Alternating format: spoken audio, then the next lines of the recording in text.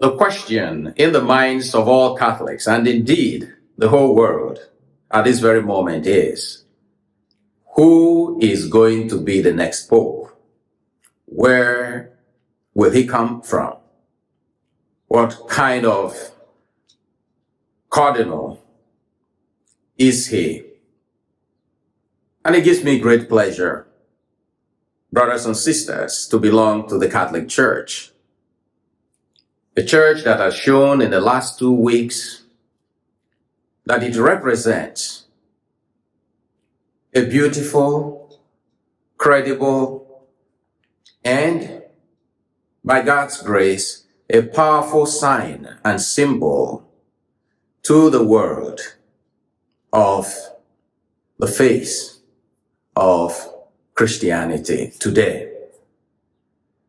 And I'm not trying to be triumphalistic, but we need to be grateful to God that we belong to this church. And it's very important that the person who occupies the chair of Peter represents, embodies, models those qualities that we find in the readings today. So the readings today give us the job description of the Pope. In the Gospel, the number one quality that the Lord wanted Peter, the head of the church, to have is to love God. 3 times Peter denied the Lord. 3 times the Lord asked him, "Do you love me? And do you love me more than the rest?" And if you do, like Peter said 3 times, this affirmation, Trinitarian in nature, each question representing one person of the Trinity. You love the whole of God with your whole heart, with your whole mind. That is who the Pope must be. The one who loves God above everything. The one who cares about everything that concerns God, that God has revealed to us. In order to strengthen his brothers and sisters, the Pope must love God, encounter God, and be an embodiment of a godly life. Because love of God is not simply an affirmation, a verbal affirmation, flatus vocis. No, it is also action. And that is why in the Gospel, we see clearly that they were fishing all night, but they caught nothing. What does that tell us? We don't know fully why they caught nothing, but we can guess. They were skilled fishermen, and they were fishing, following the normal rhythm that they know. So they were relying on their natural wisdom, their natural skills and strength, their natural talent. When Jesus came at the shore and spoke to them, Jesus asked them to cast their net on the other side. They said yes to the Lord. Why? Jesus gave them supernatural wisdom to be the Pope. Yes, you will have your natural skills, but you will depend on supernatural wisdom. For what is natural is susceptible to failure, susceptible to human limitations and human temporality. What is supernatural, what is of God, is beyond the limits of our human possibilities. What is graced by God that flows from the wounded side of Jesus is infinite in nature, wisdom beyond measure, power beyond measure, and love that overflows. And we are told that the number of fish that they caught was 153. Now, St. Jerome gives us, I think, in my own reflection, the most valid and probable reason why the number of the fish that they caught was 153. In ancient times, that represents the number of all the species of fish that you have, according to their tradition then. All caught in this net.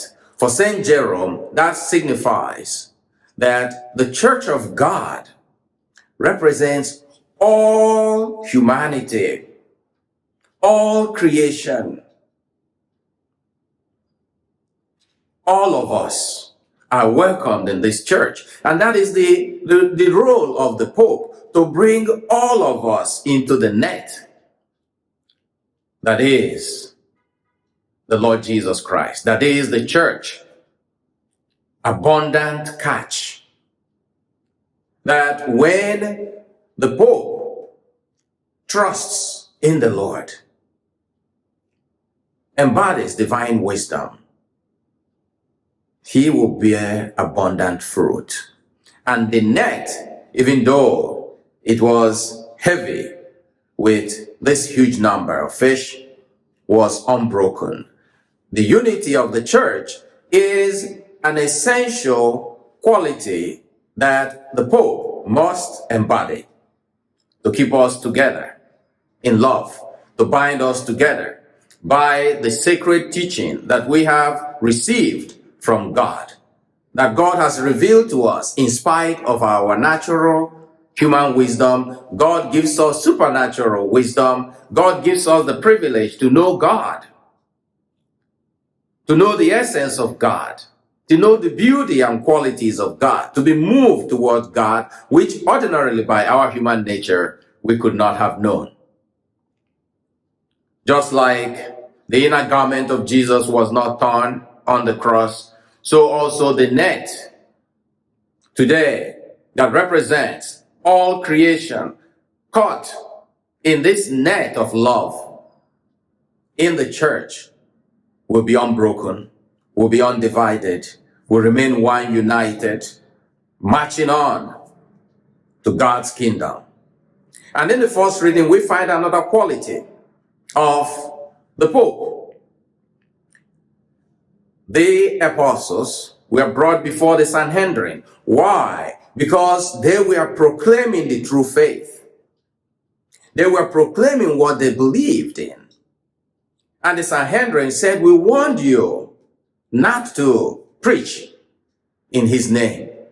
Peter said, we cannot but preach what we have witnessed, what we have seen, what we have touched, what we know in our heart. We are witnesses to these things, and we must obey God rather than man. This is very important for the Pope and for all Christians, especially at this time in the world when we have so many tendencies, so many contestations about what is right and wrong. The Pope is the center of unity in the things that we all hold together as coming as divine revelation from heaven above. And so it is not for the Pope or any church official or any Christian to add or subtract from this sacred deposit that the Lord has given to the church. Because the apostles were put under severe pressure, not to talk about Jesus. They were put under pressure, cultural pressure, political pressure, to minimize, to lower the tone, even to customize it to fit the times. And Peter said, we will rather die than proclaim falsehood or adulterate the gospel. And at the end of the day, he laid down his life. We were told that they were persecuted, they were punished, they were scourged and flogged and warned not to continue to preach. They rejoiced that they were counted worthy to bear witness to the Lord Jesus Christ, risen and true. And finally, the gospel, the second reading from the book of Revelation, talks about this vision that John saw. Jesus risen. Honor, power, glory, wisdom, strength belong to him. And as John saw this, he says, all creation in heaven and on earth bow down and worship. And the four living creatures representing the four winds, if you like, the north, the south, the east, and the west, the cardinal points, and the elders. Who are the elders being talked about in this revelation? The living elders. That's the priests, the presbyteroi. They are the elders. And who is the eldest of all in the church? Papa, the Pope, our father in faith. He fell down and worshipped the Lord. That is from where the power of the papacy comes, and the power indeed of the sacramental priesthood, and the power indeed of the baptismal priesthood of all of us, children of God, by worshiping God. And that's what the Pope is being called. The Pope we are praying for, that the Pope will be the one who worships the true God, who is in communion with the true God, and who draws his power from the presence of God, worship in the liturgical assembly, in private prayer, in private communion with God. He goes into the presence of God's people, shining like Moses with the splendor of the divine, so that what he says and what he does will be one. And they will be witnesses to this God who is sending us out every day to go forth and bear fruit in the world. May we pray that God will bless the church at this time and give us the Pope after God's mind. In the name of the Father, and of the Son, and of the Holy Spirit. Amen.